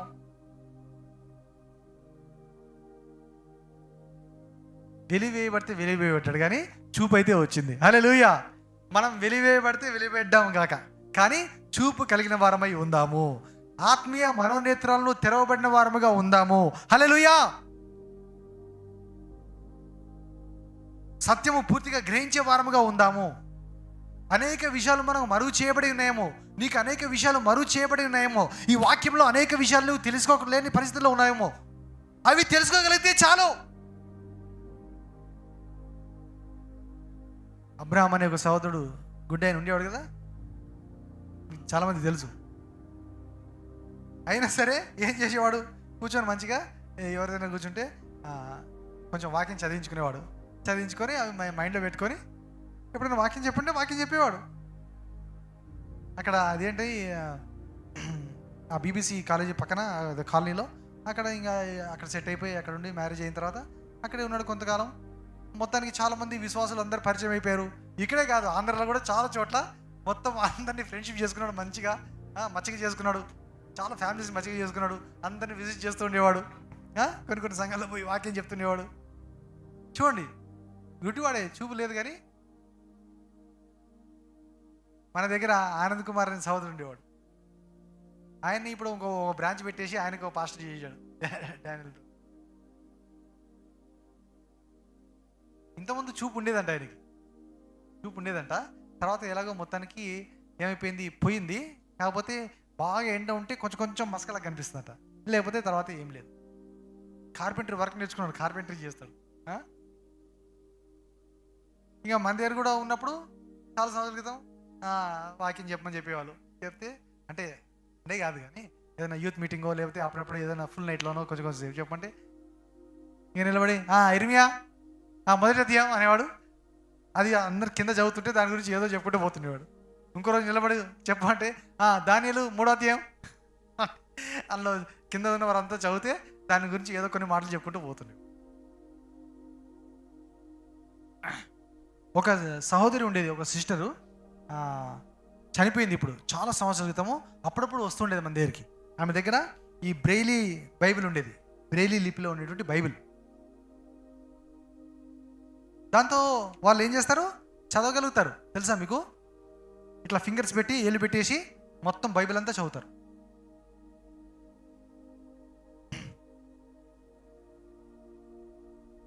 నేను ఈ మధ్యనే విన్నాను, ఇజ్రాయెల్లో ప్రతి వారికి కూడా ఒకవేళ బ్లైండ్గా ఉంటే వాళ్ళకి అందరికీ బైబిల్ మొత్తం బ్రెయిలీ లాంగ్వేజ్లో కూడా ఉంటుంది. తర్వాత ఏ కోర్స్ అయినా కూడా అన్నిటి వారికి మొత్తం బ్రెయిలీ లాంగ్వేజ్లో అన్ని కోర్సెస్ స్టడీస్ వాళ్ళకి అన్నీ ఉంటాయి, అన్నీ చేయగలుగుతారు, చదవగలుగుతారు. ఆ టెక్నాలజీ వచ్చింది, పెట్టారు మనకు అయిపోయి. సరే, ఎక్కడున్నాం ఇప్పుడు మనము? ఈ పరిచయాల్ని ఏమంటున్నాడు ప్రభు, ఒకవేళ నిజంగా మేము గుడ్డివారం అని మీరు ఒప్పుకుంటే మంచిదే, కానీ మీరు ఒప్పుకోవడం లేదు కాబట్టి, అనేక సంగతులు మీరు గ్రహించలేకపోతున్నారు కాబట్టి ఇప్పుడు మీరు గుడ్డివారు అని నేను పిలుస్తున్నాను అంటున్నాడు. ఆ శాస్త్రులు కానీ పరిచయాలు కానీ వారిని ఏమంటున్నాడు, మీరు గుడ్డివారు. అందుకు యేసు, మీరు గుడ్డివారైతే మీకు పాపం లేకపోను, కానీ చూచుచున్నామని మీరు ఇప్పుడు చెప్తున్నారు కాబట్టి మీలో పాపం నిలిచి ఉన్నది. అంటే యేసు ప్రభు ఏమంటున్నాడు తెలుసా, అనేక సంగతులు మీరు గ్రహించలేనప్పుడు, చూడలేనప్పుడు, వివేచించలేనప్పుడు, మాకంతా తెలుసు, మాకంతా బాగానే కనబడుతుంది, మాకు అన్ని విషయాలు అర్థమవుతున్నాయి అని చెప్తే మనం పాపంలో నిలిచి ఉన్నామని చెప్తూ ఉన్నాడు.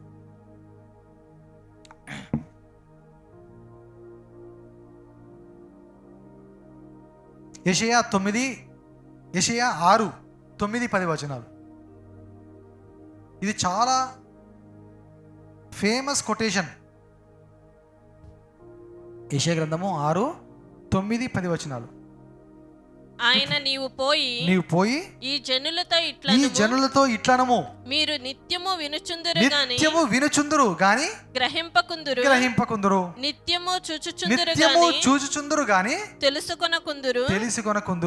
వారు కన్నులతో చూచి చెవులతో విని హృదయముతో గ్రహించి మనస్సు మార్చుకొని స్వస్థత పొందకపోవునట్లు ఈ జనుల హృదయము క్రొవ్వ చేసి వారి చెవులు మందపరచి వారి కన్నులు మూయించుమని చెప్పాను. గట్టిగా దేవునికి స్తోత్రం చేద్దాం. హల్లెలూయా. అనేక మంది కన్నులు మూయబడి ఉన్నాయి, మనసు మూయబడి ఉంది, హృదయము క్రొవ్వ చేయబడి ఉన్నది. అందుచేతనే ప్రభు చెంతకు రాలేకపోతున్నారు, రక్షణ పొందలేకపోతున్నారు. మన సంగతి ఏమిటి? ఇప్పటికి భార్య వస్తే భర్త రాడు, భర్త వస్తే భార్య రాదు, భార్య భర్తలు వస్తే పిల్లలు రారు, పిల్లలు వస్తే తల్లిదండ్రులు రారు. ఎంతకాలం ఈ పరిస్థితి, ఎంతకాలం ఈ పరిస్థితి. కుటుంబంలో ఒక వ్యక్తి రక్షణ పొందితే మిగతా వారందరిని ఏం చేయాలి? రక్షణలోనికి నడిపించాలి. ఒకరు సరైన మార్గంలో లేకపోతే కుటుంబీకులు ఏం చేయాలి? వారిని సరైన దారిలోనికి నడిపించాలి. వారి బాధ్యత. పేతురు అన్నాడు, వాక్యము లేకుండానే ఒక స్త్రీ తన ప్రవర్తన ద్వారా తన భర్తను మార్చవచ్చు. ఈయన మారట్లేదండి, అలా చేస్తున్నాడు, ఇలా చేస్తున్నాడు అంటే నీ ప్రవర్తనలో తేడా ఉన్నదా? నీ స్థితిలో తేడా ఉన్నదా? అది పరీక్ష చేసుకోవాలి. అమ్మలారా, పెద్ద పెద్ద ఏంటి బల్లెంలో ఒక పొడిచినట్టే పొడుస్తున్నాడు ఇక్కడ పేతురు ద్వారా. మనము వారిని అనే బదులు ఏం చేయాలంట? మీరు మారండి అమ్మా, ముందు మీరు మారి వారిని మార్చండి. హల్లెలూయా. అలాగే అక్కడ ఓన్లీ స్త్రీకి చెప్పినా కూడా మనకు కూడా వర్తిస్తుంది. మనం సరిగా ఉంటే వారు మారుతారు, మీరు సరిగా ఉంటే వారు మారుతారు, మీరిద్దరు సరిగా ఉంటే మీ పిల్లలు మారుతారు. మారడం లేదంటే నీలో లోపం ఉన్నదేమో, ఏదో ఉన్నది.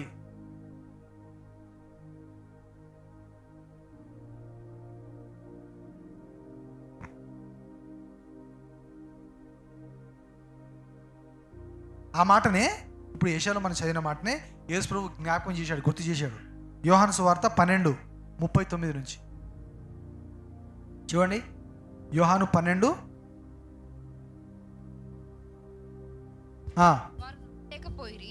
ఎలయనగా వారు కనులతో చూచి హృదయముతో గ్రహించి మనసు మార్చుకొని నా వలన స్వస్థపరచబడకుండునట్లు ఆయన వారి కనులకు అంధత్వము కలుగజేసి వారి హృదయము కఠినపరచెను అని యెషయా మరి ఒక చోట చెప్పెను. చాలు.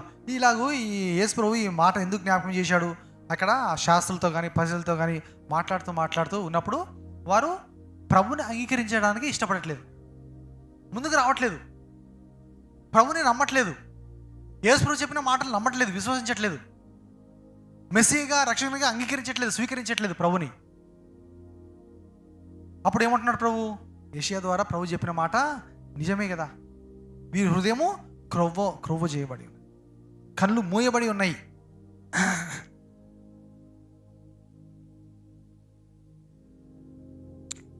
రెండు నిజమైన ఉదాహరణలు. లాస్ట్ వీక్ ఆల్రెడీ ఇది జ్ఞాపకం చేశాను కదా. ఆదికాండము 3వ అధ్యాయము 7వ వచనం. అప్పుడు వారిద్దరి కన్నులు తెరవబడెను, వారు తాము దిగంబరులమని తెలుసుకొని అంజూరపు ఆకులు కచ్చడములుగా చేసుకొని కట్టుకో. ఇంకొక విషయము, యాక్చువల్గా 2 వారాల్లో మనకి ఈస్టర్ వస్తుంది కదా. పునరుద్ధానం సంబంధించిన భాగంలోనే ఒక వాక్యం ఇక్కడ లూకా సువార్తలో చివరి అధ్యాయంలో యేసు ప్రభు లేచాడు, చాలామంది కనబడ్డాడు. ఇప్పుడు ఒక సందర్భంలో ఒక 2 వ్యక్తులకు కనబడ్డాడు. వెళ్తూ ఉన్నారు, ఎమ్మాయి అనే దారిలో యేసు ప్రభు 2 వ్యక్తులు మాట్లాడుకుంటూ వెళ్తున్నారు. దేని గురించి మాట్లాడుకుంటూ వెళ్తున్నారు? ఈ జరిగిన సంఘటనల గురించి, యేసు ప్రభు మరణాన్ని గురించి, ఆయన పునరుద్ధానం గురించి ఏమి జరిగాయో వాళ్ళు మాట్లాడుకుంటూ వెళ్తే మెల్లగా యేసు ప్రభు కూడా వాళ్ళ పక్కనే ఉండి నడుస్తున్నాడు.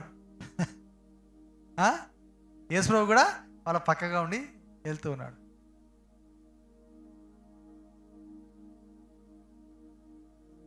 మనం మన ప్రయాణంలో, మన దినచర్యల్లో ఎటో వెళ్తుంటాం, ప్రభు కూడా పక్కన ఉండి నడుస్తూ ఉంటాడు, చూస్తూ ఉంటాడు, గమనిస్తూ ఉంటాడు. మనం ఎక్కడికి పోతున్నాము, ఎక్కడికి ఏం చేస్తున్నాం. వెళ్తుండగా యేసు ప్రభు కూడా వాళ్ళతో ఉండి మాట్లాడుతున్నాడు, సంభాషణ చేస్తున్నాడు. కానీ వారికి తెలియదు ఏమని, ఈయన యేసు అని వారికి తెలియదు. రక్షకుడే, పునరుద్ధరణే, లేచిన ప్రభువే మాతో నడుస్తున్నాడు, మాట్లాడుతున్న సంగతి వారికి మరుగు చేయబడింది, బయలుపరచబడలేదు. అప్పుడు వీటిని మీరు నమ్మట్లేదా అని చెప్పేసి యేసు ప్రభు వారిని గద్దిస్తున్నాడు.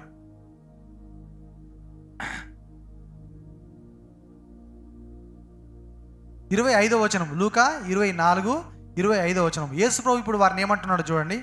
అందుకు ఆయన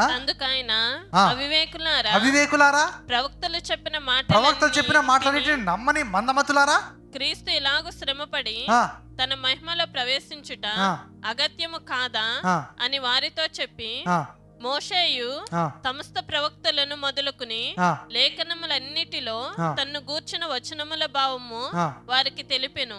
ఒక నిమిషం 31వ వచనం. వారి కన్నులు వారి కన్నులు తెరవబడి తెరవబడి ఆయనను ఆయనను గుర్తుపట్టిరి. అంతటా అంతటా ఆయన వారికి అదృశ్యుడు. చాలు, దేవునికి స్తోత్రం చెల్లిద్దాం. హల్లెలూయా. యేసుప్రభు అన్ని మాటలు చెప్పిన తర్వాత అప్పుడు వారి కన్నులు తెరవబడ్డాయి. తెరవబడిన తర్వాత యేసు ఈయన అని గుర్తుపట్టేలోగా ఆయన అదృశ్యం అయిపోయాడు. అప్పటి వరకు వాడికి ఆ అమ్మాయి దారిలో వారితో పాటు నడిచాడు ప్రభు.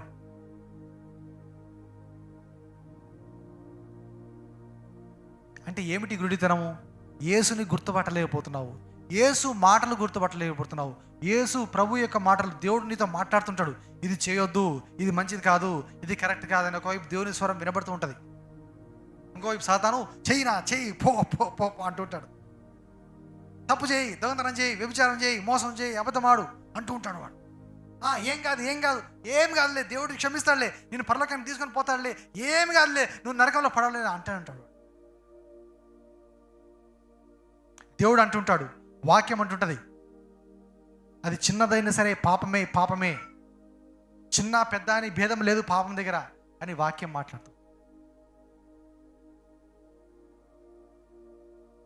కానీ మన కన్నులు మోయబడి ఉంటాయి. ప్రభుని గుర్తుపట్టలేని స్థితిలో ఉంటాం, ప్రభుని చూడలేని స్థితిలో ఉంటాం. వారి కన్నులు తెరవబడ్డాయి. అలాగూ మన కన్నులు ఈరోజు ఏం కావాలి? తెరవబడాలి. హల్లెలూయా. మన మనోనేత్రములు తెరవబడాలి. వాక్యము అర్థం చేసుకోగలగాలి, గ్రహించగలగాలి, దాన్ని సరిగా పాటించగలగాలి. ఏమిటి ప్రియమైన దేవుని బిడ్డలారా, యవనస్తులారా, ఇంతవరకు ఇంకా గుడ్డితనంలోనే ఉన్నారా చాలామంది? అసలు వాక్యం అంటే ఏమిటి, ప్రభు అంటే ఏమిటి, పరలోకం అంటే ఏంటి, పాపం అంటే ఏమిటి, లోక సంబంధమైన సహవాసం అంటే ఏమిటి, ఇంకా సగం అటు సగం ఇటుగానే ఉంటున్నారా? నిలువెచ్చిన స్థితిలోనే ఉంటున్నారా? నీవు గ్రొడ్డివాడవై ఉన్నావని ఎరుగక, నీ స్థితి ఏమిటో నీవు సరిగా తెలుసుకోక, వాక్యం అనే అర్థంలో నిన్ను నువ్వు సరిగా చూసుకోక, నీ లోపము నీవు గుర్తించక, నిన్ను నువ్వు మెచ్చుకునే స్థితిలో, గర్వించే స్థితిలో, బాగానే ఉన్న స్థితిలో నీవు ఉన్నావా? దేవుడు మాట్లాడుతున్నాడు. మనం ఒకవేళ పౌలు అంటాడు, నా యందు నాకు ఏ లోపము కానరాదు, నా యందు నాకు ఏ పాపము కానరాదు అంటాడు. అయినా సరే నన్ను నేను అణుచుకుంటున్నాను, నన్ను గురించి నేను గొప్ప చెప్పుకోను. హల్లెలూయా. నన్ను గురించి నేను గొప్ప చెప్పుకోను. ఒకవేళ అతిశయించవలసిన దానికంటే ఎక్కువగా అతిశయిస్తానేమో, అందుకే నన్ను గురించి నేను మెచ్చుకోను. నీవే నన్ను మెచ్చుకోవాలి, మీరే నన్ను మెచ్చుకోవాలి, ప్రభువే నన్ను మెచ్చుకోవాలి. ప్రభువు మెచ్చువాడే యోగ్యుడు. నన్ను గురించి నేను చెప్పుకుంటే అది చెల్లదు. వేరే సాక్షులే నన్ను గురించి మెచ్చుకోవాలి, నన్ను గురించి మంచి చెప్పాలి. ప్రభువు మెచ్చువాడే యోగ్యుడు. మన గురించి మనం ఎప్పుడైనా సరే ఎవరైనా ఒకరు చెప్పుకుంటారేమో, నేను పాపాత్ముడండి, నేను పరిశుద్ధుని కాదండి, నేను నీతిమంతుని కాదండి, ఎవరైనా ఒకరు చెప్తారేమో. కానీ చాలామంది ఏమి చేసినా సరే నేను తప్పు చేయట్లేదు, నేను పాపం చేయట్లేదు, నేను మంచి వ్యక్తినే చెప్పుకుంటారు. చాలామంది దాచుకుంటారు. చాలామంది అమ్మ బాబోయ్ ఒప్పుకుంటే నన్ను వెలివేస్తారేమో, నన్ను చిన్న చూపు చూస్తారేమో, నన్ను మంచిగా చూడరేమో, నన్ను సమాజంలో మంచిగా గుర్తించరేమో, నన్ను దూరంగా ఉంటారేమో, నాతో మాట్లాడరేమో అని కొంతమంది భయపడి తప్పును ఒప్పుకోవడానికి భయపడుతుంది. మనుషులు ఎదుట నీవు నీ తప్పును ఒప్పుకోవడం పని లేదు, అవసరం లేదు. కొన్నిసార్లు దేవుడు చెప్పాడు, నువ్వు ఏదైనా నీ సోదరుడికి కీడు చేస్తే, ఏదైనా తప్పు చేస్తే అతని దగ్గరికి పోయి నువ్వు ఒప్పుకో. మనం ఎవరికి అన్యాయం చేసామో, ఎవరి విషయంలో తప్పు చేసామో వారితో పోయి నువ్వు సమాధానపాడు, వారికి పోయి నువ్వు ఒప్పుకో. అందరి దగ్గరికి వచ్చేసి నువ్వు చెప్పుకునే అవసరం లేదు. కానీ వారితో ఒప్పుకో, దేవునితో ఒప్పుకో. హల్లెలూయా. దేవుని దగ్గర, ఎందుకంటే యేసు ప్రభు తన రక్తంతో కడగాడు మనల్ని. ఆయన రక్తంలోనే పాప క్షమాపణ ఉంది. మనుషుల దగ్గర మనం ఒప్పుకోవాలి, కానీ ప్రభు దగ్గర ఒప్పుకోకపోతే కుదరదు కదా. ప్రభు దగ్గర కూడా ఒప్పుకోవాలి, ప్రార్థన చేసి ప్రభుతో సమాధాన పడాలి. నీ పాపము ఏదైనా ఉంటే, నీ తప్పు ఏదైనా ఉంటే దేవుని దగ్గర ఒప్పుకో. కన్నీళ్లు ప్రభు దగ్గర విడువు.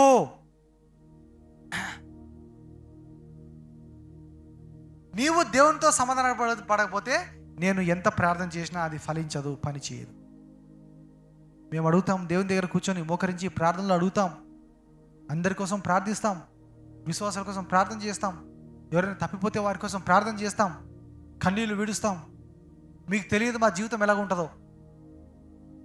ఎవరైనా తప్పిపోతే మాకెంత బాధ ఉంటుందో మీకు తెలియదు. అయ్యో మేము పడిన ప్రయాసం వ్యర్థమైపోతుందో అని ఎంతో బాధపడతాం. ఒక సేవకునికే ఇంత బాధ ఉంటే దేవునికి ఎంత బాధ ఉండాలి? సృష్టికర్తకు కన్న తండ్రికి ఎంత బాధ ఉండాలి? దేవుడు ఎంత దుఃఖిస్తున్నాడో, ఎంత బాధపడుతున్నాడు. మన అందరము అనేక సార్లు అనేక విషయాల్లో తప్పిపోయి ఉండవచ్చు. ఎవరో ఒకరు పాపాత్మలని, మిగతా అందరు నీతిమంతులని కాదు. అనేక మంది అనేక రకాలమైన తప్పులు చేస్తానే ఉన్నారు. అనేక లోపములు అనేక మంది కలిగి ఉన్నారు. ఒకరిద్దరని కాదు, అవునా? ఒకరిద్దరు కాదు. కానీ ప్రభు ఏమంటున్నాడు? నీవు మరలా ఒప్పుకొని దాన్ని విడిచిపెట్టు, సమాధాన పడు, దేవునితో హత్తుకొని ఉండు అని దేవుడు మన అందరినీ పిలుస్తున్నాడు. దేవునికి స్తోత్రం చెప్తాం. హల్లెలూయా. ఒక పాట ఉంది, ఒకటి రెండు పాటలు పాడదాం అనుకున్నా, కానీ ఏంటి ఏం చేయాలి? ఈ మధ్య ఎక్కువ పాటలు కూడా పాడడం లేదు. దాంట్లో దిగిపోయానంటే వెళ్ళిపోతున్నా ఏటో. స్టార్టింగ్లో లాస్ట్లో ఒక పాట పాడదామని ఉంటుంది. మన పుస్తకంలో ఉన్నాయి 2 పాటలు, 2 పాడదాం అనుకున్నా. ఒకటి హృదయారణ్యంలో పాడదాం అనుకున్నా, ఒకటి కన్నులుండి చూడలేవా యేసు మహిమను, అది పాడదాం అనుకున్నా. అందరూ మోకరించండి. మోకరించి ఉన్నప్పుడే, కళ్ళు మూసుకున్నప్పుడే ఈ 1-2 వచనాలు దీంట్లో పాడతా. కన్నులుండి చూడలేవు.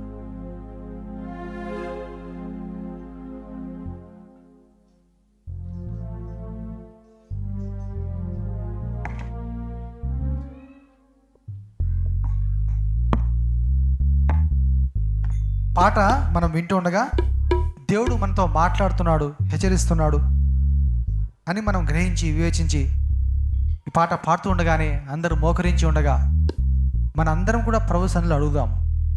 అవును, ప్రతి వారం మనం అందరం అడుక్కోవాలి దేవుని. ప్రతి వారం దేవునితో సమాధాన పడాలి. ఏదైనా చేరానిది ఏదైనా చేసి ఉండవచ్చు. మనం వారంలో మన పనులలో ఉండి ఏదైనా విషయంలో దేవుని దుఃఖపెట్టి ఉండవచ్చు, బాధ పెట్టి ఉండవచ్చు, మనకు తెలియదు. అందుకే మన అందరం కూడా ప్రభు సన్నిధిలో పశ్చాత్తాపడాలి, దేవునితో సమాధాన పడాలి. మళ్ళీ మనం కడుక్కోవాలి, వాక్యముతో కడుక్కోవాలి. ప్రభు రక్తంలో మళ్ళీ మనం కడుక్కుందాం, శుద్ధి చేసుకుందాం. ఎవరికి వారు ప్రార్థన చేసుకుంటారు. కన్నులుండి చూడలేవా యేసు మహిమను, చెవులుండి వినలేవా యేసు మాటలు. కన్నులుండి చూడలేవా యేసు మహిమను, చెవులుండి వినలేవా యేసు మాటలు. నలుకుండి పాడలేవా యేసు పాటలు, కాళ్ళు ఉండి నడువలేవా యేసు బాటలు. నలుగుండి పాడలేవా యేసు పాటలు, కాళ్ళు ఉండి నడువలేవా యేసు బాటలు. చెడును చూడకుండా,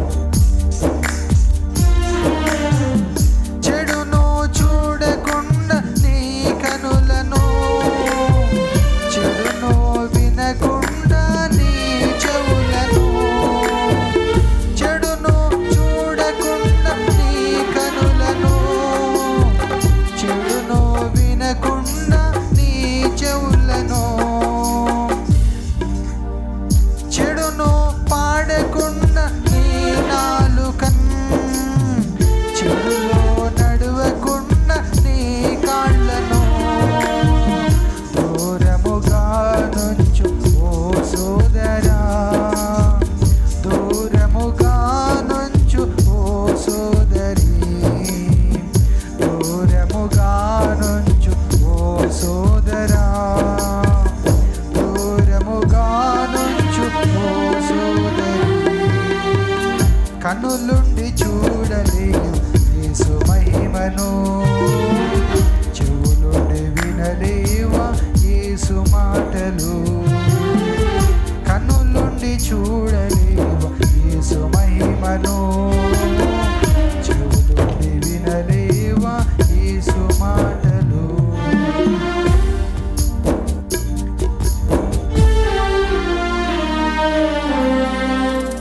ప్రార్థన చేసుకుందాం. ప్రభువా మీకు స్తోత్రం అయినా మాతో మాట్లాడినా మీ మాటలు బట్టి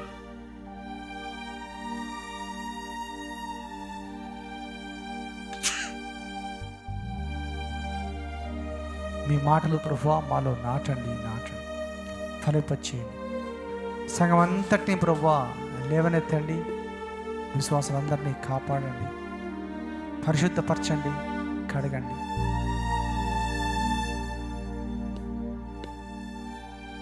సంపూర్ణతలోనికి నడిపించండి. త్వరగా వస్తున్నాను సెలవిస్తున్నాను.